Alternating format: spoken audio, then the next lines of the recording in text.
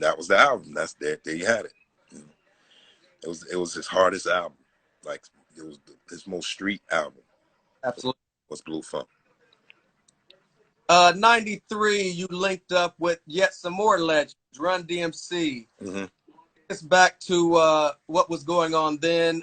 What was their when they reached out to you? What were they looking for sonically, and how did you help bring them back, so to speak? They were looking for me to be Pete Rock. You know what I'm saying? Jam Master Jay used to be like, you know, always talking about how we gonna do this song, you know, and he had showed up at my mother's house, you know, unexpectedly. You know what I'm saying? Like, you know, the doorbell rings. I go to the door. I open it, and it's Jam Master Jay at my door. It's crazy. You know what I'm saying? I almost passed out. You know what I mean? But he came and he was like, "Yo, let's go do this." You know what I'm saying? And so we, you know, because at that time I had, you know, the basement was next door. I had did a party next door to my homie's crib and just left my equipment in there. And that's where I used to do all the beats at. You know what I'm saying? So we went over there to the basement and was down there all day, you know, until we came up with the idea. And he was even messing with the drum machine, playing with the drum sounds I had and tapping out the beat. And he was like, "Yo, make this pattern, do this." And he did it, but he didn't record it. So I just said, all right. I pressed play and record and told him, "Go ahead, do it." And he made the drum beat. And then I just took it over from there. You know what I'm saying? Right. And he, you know, whatever little ideas he gave me, we used it. And I just did me on that song. You know what I'm saying? With the help of Jam Master Jay, you know? And rest in peace to him. You know, that's the big bro, man. You know what I'm saying? And that was like one of my most intriguing pieces of work that I've done in my whole hip hop career, was working with Run DMC, because they were the ones. They were the actual beginning of like the new age hip hop in the 80s. Absolutely. Yeah. What So I was more than, you know, I was more than excited. What advice did you maybe get from them, or what did you learn from working with such legends in the studio? Lots of advice. I learned a lot from listening and watching, and I'm a quick learner. You know what I'm saying? Like, I catch on real fast. You know what I mean? And I picked up a lot of things. You know, and I was schooled by Hev too. You know what I'm saying? He used to tell me a lot. Everyone that I came up with, you know, spoke on things that I needed to know, and you know, that's probably one of the greatest memories, you know, for people giving me advice on how to ever, you know, keep my career going. Right. Still on top of your remix game, later in 93, you got with Naughty by Nature for the Hip Hop Hooray remix. Mm-hmm. Take us back to that moment, and how much pressure was it to make an already hit song bigger than it was? Man, I mean, yeah, like I said, that song was already a hit. I just came in with my thing and just did what I did. You know, that you know, those guys are the homies. I actually toured with them too back in the 90s and hung out with them heavy. You know what I'm saying? When, you know, there was functions like Jack the Rapper and BRE, and anytime I saw Tretch, he used to just come to my hotel room. We'd be in there chilling, you know what I'm saying, getting it in and all that. And yeah, man, Naughty by Nature, man, Hip Hop Hooray, that was already a smash. I just added to it, you know. It's only a plus when you call Pete Rock to do a remix. Absolutely. 94, we get to Illmatic. Take me back to how Pete Rock gets on this album. Large Professor introduced me to Nas, and that's how that happened. He was the actual captain who ran that ship for Illmatic, you know what I mean, and recruited me, Premier, and Q-Tip, and LES, and yeah, we made it happen for the kid. What was that session like with Nas? I was in, you know, it was great. You know what I'm saying? I was mixing the song. TJ Premier was there as I'm recording the scratches on The World Is Yours. He's watching, and that was cool. And you know, it was beautiful, man. Once we got the song done, everyone was excited for him. You know what I'm saying? Because we felt real, like we felt he was gonna kill it. He was just gonna, Illmatic was gonna be the best album to ever come out. Period. Right. And it is, and it was, and that's the response it got, and until this day, it's still, you know, still people talking about it. Later on that year, you guys released the main ingredient. What adjustments did you make from your first album going into this one, if any? Uh, I think that there was a lot more hip hop R&B mixture going on with the beats. You know what I'm saying? And you know, Heaven and I used to always kind of that we're Jamaican. You know what I'm saying? So, but we listen to a lot of R&B. You know what I'm saying? As well as reggae music. But we were R&B freaks, slow jams, all of that. So we used to kind of just say, you know, well, one day he said, I wonder how it would sound when you mix R&B with hip hop, what that would sound like. And that's the aura we took on. And I said, you know what, that's, anytime I work with Hev, now I know how to work with him. You know what I'm saying? Yeah. What some of your main your favorite memories of recording main ingredient?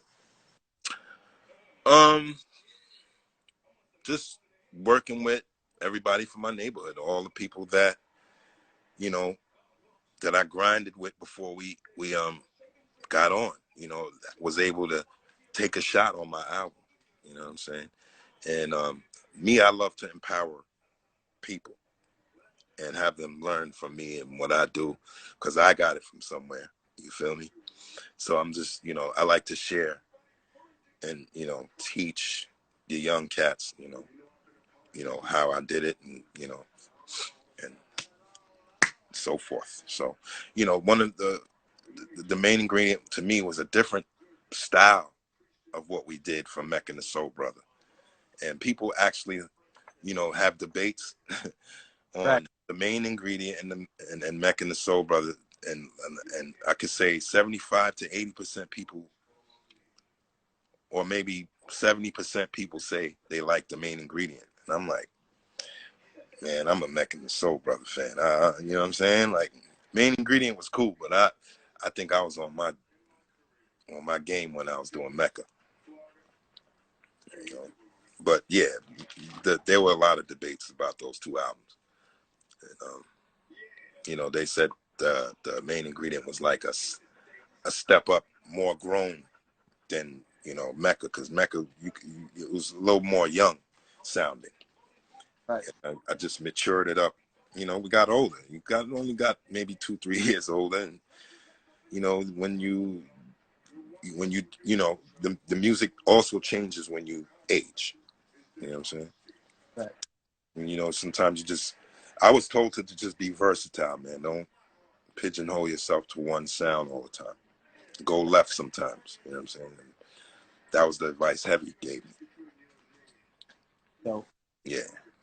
in '95, you worked with a young guy named AZ. The album turns 25 this year. Take me back to working with AZ or Do or Die. I'm working with AZ right now. Actually, AZ and I were working with each other like Redman. Before we got on, we ain't have nothing. I used to go to East New York to go get him. Me and my homie Dio drove all the way out there to pick him up in the rough neighborhood he was from. And one time I jumped out the whip to use the phone booth. He was like, yo, yo, yo, yo, get off that phone, yo. Get off that phone. You know, I was like, why? He's like, yo, cats get shot off that phone. You know, when you're on, you know what I'm saying? He was telling me, yo, don't. And I was like, all right, I'll jump back in the car. We used to go and we hung out, man. And we made a lot of music in the basement. We did some demos. And and then when he got signed, is when I said, all right, now it's time to get your shit. You know what I'm saying? And we did Rather Unique. And we did other stuff, but Rather Unique. Give Me Yours. I did that with him and Nas, and Rather Unique. Yeah, so we're working together actually right now. In '98, you come out with your solo album. How did the deal with Loud come about? Um, damn, do I remember how could I think I befriended a homie, and we spoke on it. You know what I'm saying?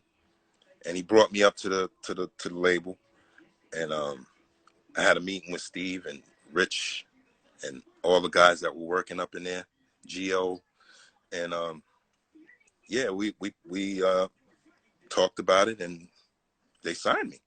You know what I'm saying? That was like 98, yeah, 97, 98, something like that. And that was dope because, you know, everybody was on that label. You know what I'm saying? Mobb Deep, Big Pun, Cellar Dwellers, um, Davina, singer. Um, who else? That Uh, Prez, maybe? Dead Prez. Um, so many dudes, man. And I got real acquainted with Big Pun, and you know, hung out with him. He invited me to the hood, to his crib, and one day I hung out.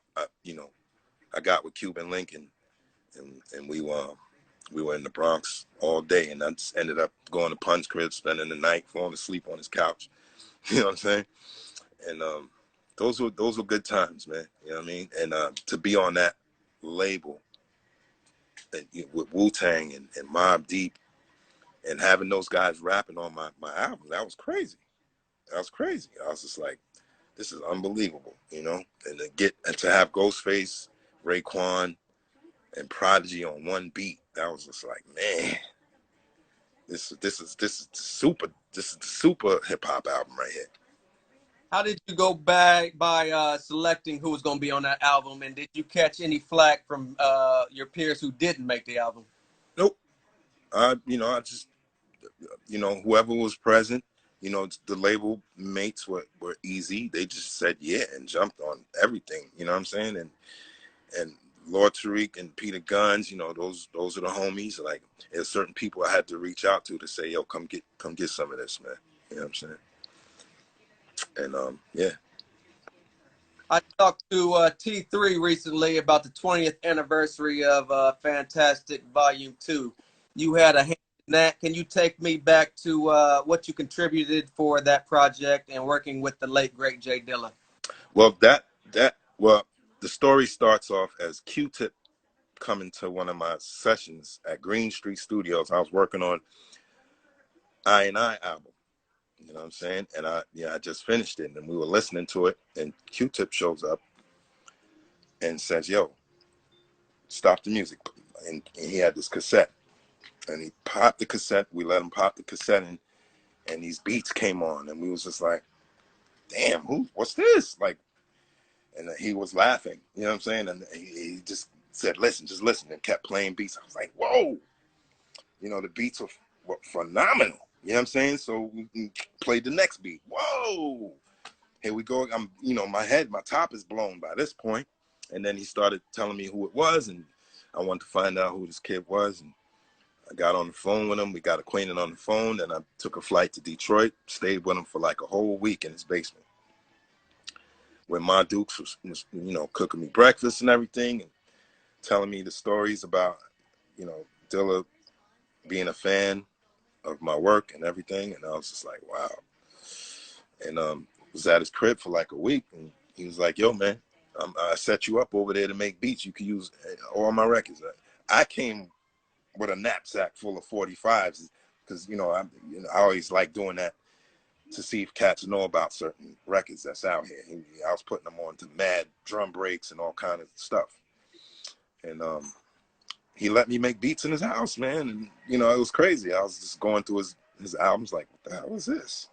And what's this? Like, I'm noticing the year on the album. He had this whole cubicle of 1980 albums from 1980 that I never seen before. You know what I'm saying? Like, and some I did see before, but just didn't take a listen to it. You know what I'm saying? That man Dilla, man, he's something else, man. Like, I can't even explain his style. Like, it's crazy, you know what I mean? And from then we just got real.